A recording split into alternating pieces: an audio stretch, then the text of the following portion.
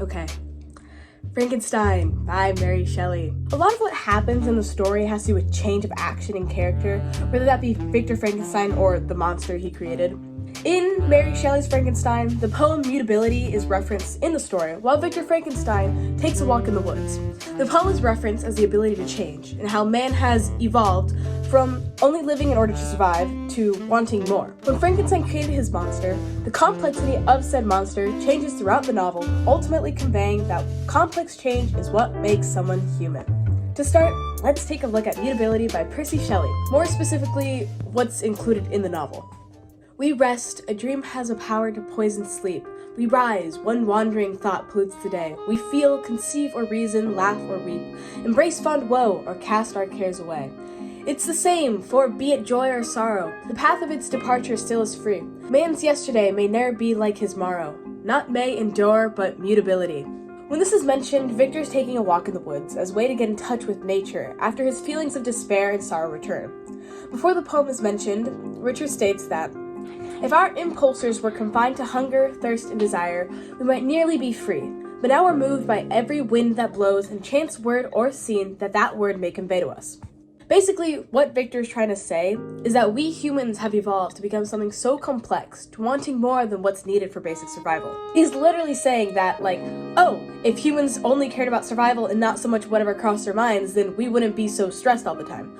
And while that's correct, that also raises the question of, does this change of complexity make us the conglomerate humans that we set out to be?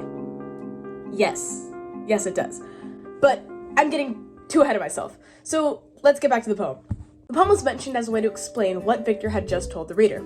In fact, that whole stanza is displaying that we humans have the ability to express ourselves in complex ways. This is especially shown in the line, we feel, conceive or reason, laugh or weep, embrace fond woe, or cast our cares away. Humans are embracing these emotions in a way that can make us capable of change, which is why we need to not may endure, but mutability. This ties in with the character development of the monster. I mean, we basically see him go from an illiterate baby to just some guy who can speak and write fluent English, and is also fluent in German and French, which is cool too.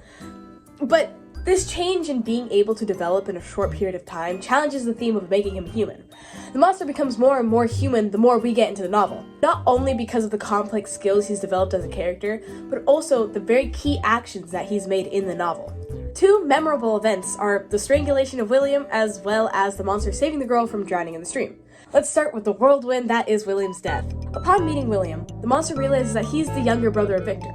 Through rage from neglect of humans, the monster takes that anger out on William, ultimately killing him. That feeling of not belonging with other humans and taking it out on a child is almost ironic in a way that what he's doing is already human in and of itself. Sure, what he did wasn't good, at all, but it's the character's actions and what drove him to do what he did that makes him more human. When Victor finds out that the monster killed William, he goes absolutely crazy and tries to jump onto him before the monster says, "Have I not suffered enough, that you seek to increase my misery? Life, although it may only be an accumulation of anguish, is dear to me, and I will defend it." So throughout the story, so far, the monster has been dealing with hatred, which developed into a more complex and sentient character, to a point where he's conscious enough to know the value of life and the values in himself. This can be related back to the poem that was mentioned earlier, because, again, we rise, one wandering thought pollutes the day, we feel, conceive, or reason, laugh or weep, embrace fond woe, or cast our cares away. The we is us as humans, but the monster is starting to become more of that too, because while he's not necessarily embracing his woe, he's embracing his mortality and the values that come with it. Something that he didn't see before until he was rejected and until he went through that character development. The monster goes out of his way to save the girl from drowning too. There is good in him, even if others don't see it, which proves his complexity as a character. However, he was shot as a villain, because the man with the girl thought the monster was hurting her. Because of this was shown as a way to express that both good and bad help shape a person and change them into who they are. The feelings of kindness and gentleness which I'd entertained but a few moments before give me a place to hellish rage and gnashing of teeth. The monster was betrayed and backstabbed, and as a result, his viewpoints on humans changed, changing his character along with it. The monster in Frankenstein went from a simple-minded creature to an individual with thoughts, feelings, and motives, with actions that are taken and events that were held. This shows that through all this complex change throughout the whole novel, the monster was seen as human, or at least the very closest thing to it.